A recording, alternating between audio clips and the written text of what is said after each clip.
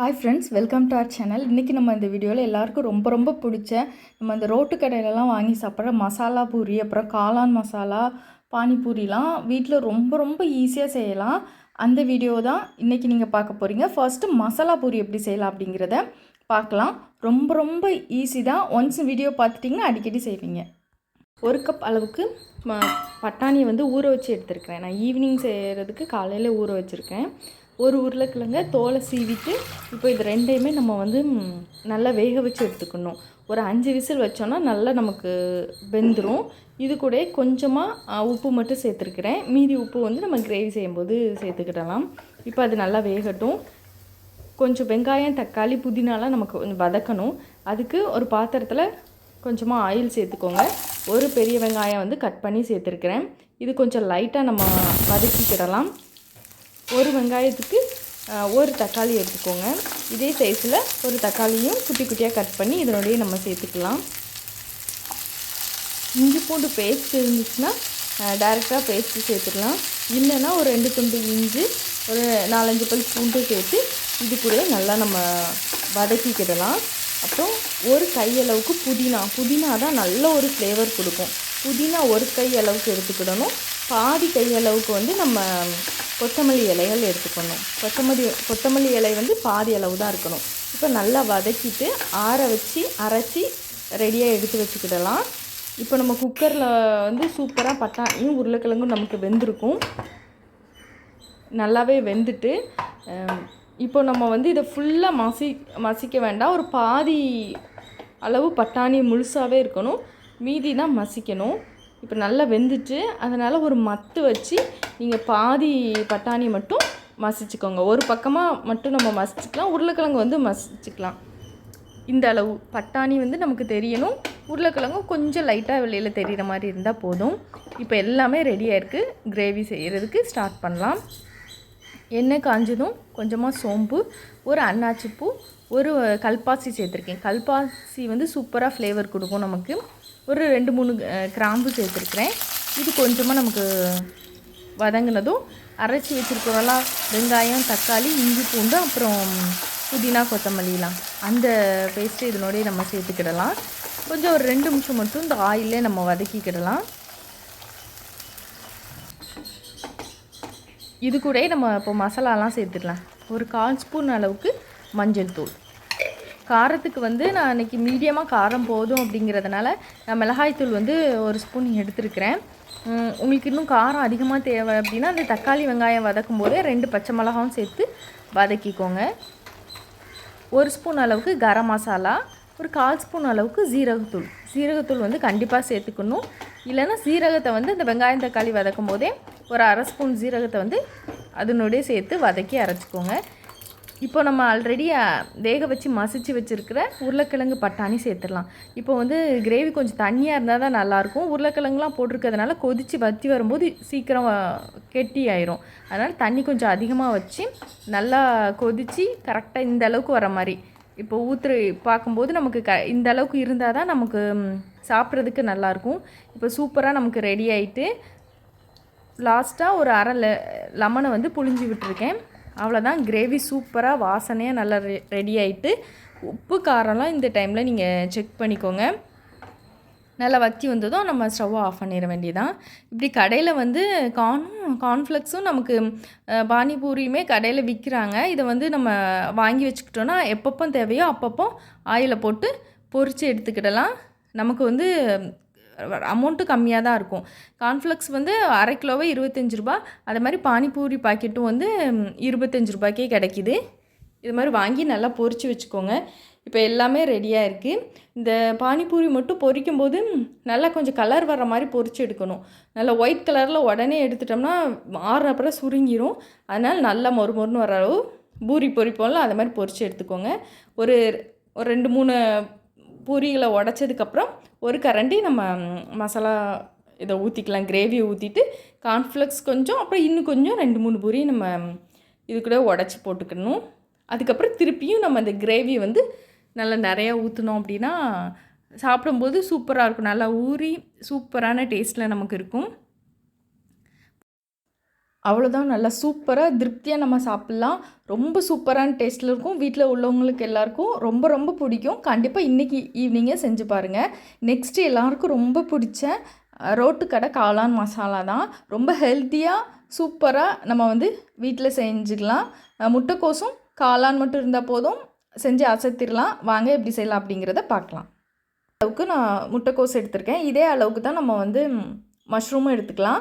Clean பண்ணி cut பண்ணி வச்சுருக்கேன். இப்போ ரெண்டுமே கட் பண்ணதுக்கப்புறம் நல்லா வாஷ் பண்ணி எடுத்துக்கிடலாம். இது கூட 1 ஸ்பூன் அளவுக்கு உப்பு சேர்த்துருக்கிறேன். அப்புறம் மிளகாய்த்தூள் வந்து 1 ஸ்பூன். இது வந்து நான் காஷ்மீர் ரெட் சில்லி எடுத்திருக்கேன் கலருக்காக. இது கூட 1 ஸ்பூன் அளவுக்கு நம்ம கரம் மசாலாவும் சேர்த்துக்கலாம். 1 கப் அளவுக்கு மைதா மாவு, 1/4 கப் அளவுக்கு கார்ன்ஃப்ளவர். இது எல்லாத்தையும் சேர்த்து நல்லா மிக்ஸ் பண்ணிக்கலாம்.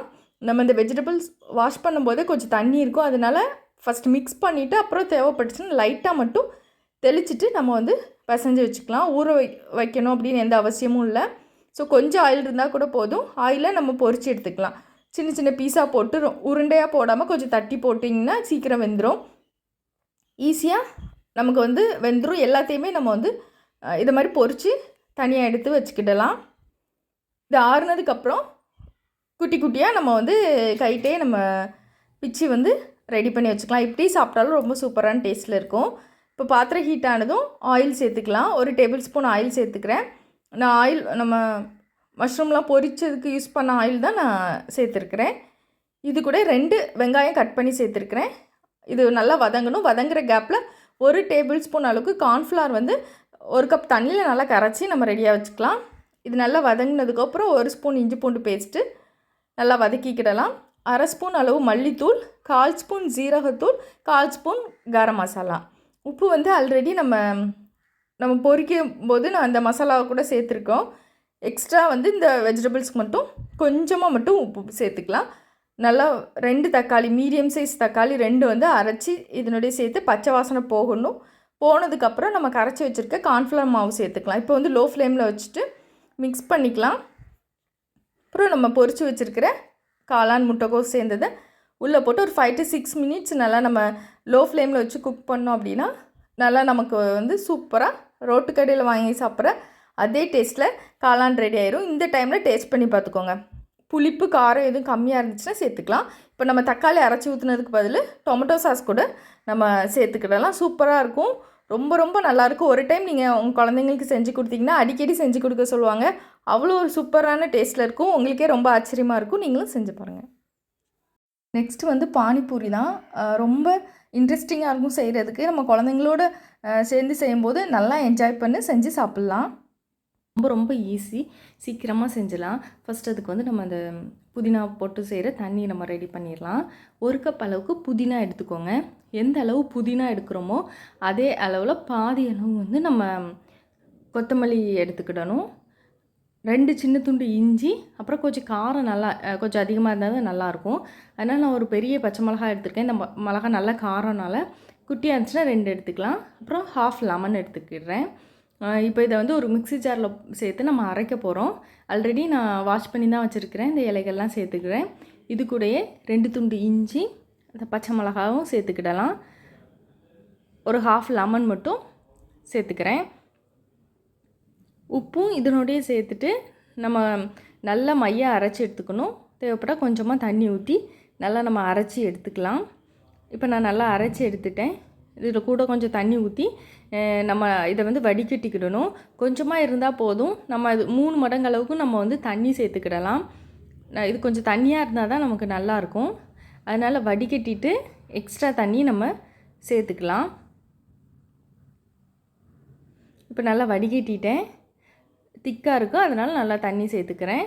இப்போ வந்து டேஸ்ட் பண்ணி பார்த்துக்கலாம். புளிப்பு, காரம், அப்புறம் உப்புலாம் கரெக்டாக இருக்கா அப்படின்னு செக் பண்ணிக்கோங்க. புளிப்பு கம்மியாக இருந்தால் கொஞ்சம் லெமன் ஜூஸ் சேர்த்துக்கலாம். இப்போ எனக்கு எல்லாமே கரெக்டாக இருக்குது. இது கூடயே நம்ம ஒரு 1/4 ஸ்பூன் அளவுக்கு ஜீரகத்தூள் சேர்த்துக்கிடணும். சேர்த்துட்டு நல்லா மிக்ஸ் பண்ணி வச்சுக்கோங்க. இப்போ நமக்கு ரெடி ஆகிட்டு ஒரு 3 சின்ன சைஸ் உருளைக்கிழங்கு வந்து நான் குக்கரில் வேக வச்சு எடுத்து வச்சுருக்கிறேன். அந்த உருளைக்கிழங்கெல்லாம் நல்லா நம்ம வந்து மசிச்சுக்கலாம். கட்டி கட்டியாக இல்லாமல் நல்லா மசிச்சு விட்டுக்கோங்க. இது கூட ஒரு கையளவுக்கு குட்டி குட்டியாக கட் பண்ண வெங்காயத்தை சேர்த்துக்கலாம். பெரிய வெங்காயம் சேர்த்துருக்கிறேன். இது கூட கொஞ்சமாக கொத்தமல்லி வந்து குட்டி குட்டியாக கட் பண்ணி இதனுடைய நம்ம சேர்த்துக்கிட்டலாம். 1 ஸ்பூன் அளவுக்கு மிளகுத்தூள் இடித்து நான் சேர்த்துருக்கிறேன். இது கூடயே கொஞ்சமாக நம்ம மசாலா பொடிகள்லாம் கொஞ்சம் சேர்த்துக்கிடலாம். அப்போ தான் நல்லாயிருக்கும். அல்லது சப்புன்னு இருக்க மாதிரி இருக்கும். 1/4 ஸ்பூன் அளவுக்கு ஜீரகத்தூள் சேர்த்துருக்கிறேன். காரத்துக்கு ஆல்ரெடி மிளகுத்தூள் சேர்த்துருக்குறோம். அதனால் ரெட் சில்லி பவுடர் 1 ஸ்பூன் சேர்த்துருக்கிறேன். ஒரு 1/2 ஸ்பூன் அளவுக்கு உப்பு சேர்த்துருக்கிறேன். இப்போ இதில் எல்லாத்தையுமே நல்லா மிக்ஸ் பண்ணிக்கலாம். உப்பு அந்த மசாலாலாம் எல்லா பக்கமும் உருளைக்கிழங்குல படுற மாதிரி நல்லா மிக்ஸ் பண்ணி தனியாக எடுத்து வச்சுக்கிடலாம். டேஸ்ட் பண்ணி பார்த்துட்டு சேர்த்துக்கோங்க. இது சப்புன்னு இருந்தால் நல்லாவே இருக்காது. அதனால நல்லா டேஸ்ட் பண்ணி பார்த்துட்டு தேவையானதை சேர்த்துக்கோங்க. இப்போ பானிபூரி வந்து வடகம் வடிவில் இப்போ கடையிலலாம் கிடைக்க ஆரம்பிச்சிட்டு எல்லா கடைகளிலுமே இருக்குது. நான் வந்து சரவணா ஸ்டோர் தாம்பரம் அங்கே வாங்கினேன். நார்மலாக இப்போ எல்லா கடைகளிலுமே கிடைக்கிது. ஒரு 100 கிராம் பாக்கெட் 25 ருபீஸ். அதில் 20 to 30 வடகம் இருக்குது. இது மாதிரி இருந்துச்சுன்னா நம்ம சூடான ஆயிலில் போட்டு பொரிச்சு எடுத்துக்கலாம். இது வந்து பெஸ்ட் ஆப்ஷனாக இருக்கும். இது வந்து நமக்கு சாப்பிடணும்னு தோன்ற டைமில் வந்து டக்குன்னு பொரித்து சாப்பிட்லாம். ஒரு 15 நிமிஷம் கூட ஆகாது. அதுக்குள்ளே நம்ம ரொம்ப சீக்கிரமாக நம்ம ரெடி பண்ணி நம்ம சாப்பிட்றலாம். இல்லைன்னா நீங்கள் வந்து 1 கப் அளவுக்கு ரவை, ஒரு 1/4 கப் மைதா மாவு, கொஞ்சமாக உப்பு சேர்த்து நம்ம சப்பாத்திக்கு பிசைவோம்லாம் அதை மாதிரி பிசைஞ்சி நல்லா தேய்ச்சிட்டு ஒரு குட்டி ரிங் வச்சு நீங்கள் சின்ன சின்ன சர்க்கிள் ஷேப்புக்கு அதை மாவை எடுத்துகிட்டு ஆயிலில் போட்டு இதை மாதிரி பொரித்து எடுத்துடலாம். ஆயிலில் போட்டதும் ஒயிட் கலரில் வெளியில் எடுத்துடக்கூடாது. அப்போனா வெளியில் எடுத்தோன்னா சுருங்கிரும். அதனால் இதை மாதிரி லைட்டாக கலர் சேஞ்ச் ஆகிற வரைக்கும் நம்ம குக் பண்ணி எடுத்துட்டோன்னா நமக்கு அப்படியே ஃப்ரெஷ்ஷாக இருக்கும். இப்போது அந்த பூரிகள்லாம் கொஞ்சமாக நம்ம மேலே மட்டும் உடச்சி விட்டுட்டு ஒவ்வொன்றுலையும் நம்ம இந்த மசாலா வந்து ஃபில் பண்ணிடலாம். நம்ம கடைகளில் வந்து இந்த பொரிச்ச பானிபூரி வாங்கினோன்னா ரேட் நமக்கு அதிகமாக இருக்கும். ஒன்றுங்க வடகம் மாதிரி கிடச்சிதுன்னா அது வாங்கிடுங்க. இல்லைன்னா நம்ம அழகாக ரொம்ப சூப்பராக நம்ம ரவையும் மைதா மாவும் சேர்த்து செஞ்சுக்கலாம். மைதா மாவுக்கு பதில் கோதுமை மாவு கூட போட்டுக்கலாம். ரொம்பவே ஈஸியாக நம்ம செஞ்சிடலாம். இப்போ எல்லாத்துலேயுமே கொஞ்சம் ஒரு 3/4 அளவு அல்லது பாதி அளவு மூழ்கிற அளவுக்கு நம்ம இந்த மசாலா உருளைக்கிழங்கு மசாலா வச்சுக்கலாம். இதை மாதிரி ஒரு விரலில் மேலே உடச்சுட்டோன்னா ரொம்ப ஈஸியாக நமக்கு வந்து உடஞ்சிரும். அதுக்கடுத்து நம்ம உள்ளே வச்சிட வேண்டியதான். உள்ளே வச்சுட்டு இது கூட நல்லா மூழ்கிற அளவுக்கு இந்த தண்ணியை வந்து நம்ம எடுத்து சாப்பிட வேண்டியதான். டேஸ்ட்டு ரொம்பவே சூப்பராக இருக்கும். நீங்களும் கண்டிப்பாக ட்ரை பண்ணி பாருங்கள். வீட்டில் உள்ள எல்லாருக்குமே ரொம்ப பிடிக்கும். நம்மளே செஞ்சு சாப்பிட்லாம். தேங்க்ஸ் ஃபார் வாட்சிங்.